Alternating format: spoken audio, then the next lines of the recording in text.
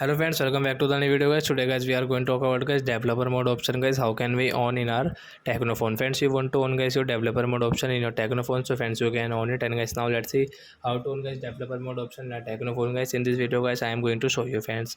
So before starting video friends, I want to tell you guys, if you need my channel, so friends first of all go and subscribe my channel, click the bell icon and like my video.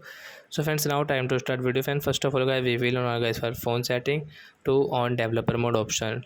So as you can see this type of setting guys, you will have to come in guys my phone setting. So guys tap here and guys you can see guys your build number in your Technophone. So guys you will have to pay, guys click here guys 3 and 4 times guys, 1 2 like that. So guys you can see now you are developer. So guys, and guys how can you check guys you are developer mode option has on or not? So guys open your phone setting and guys come in last guys, you can see phone system setting, and tap here and guys you can see guys last guys developer mode option guys, you can see guys it's on.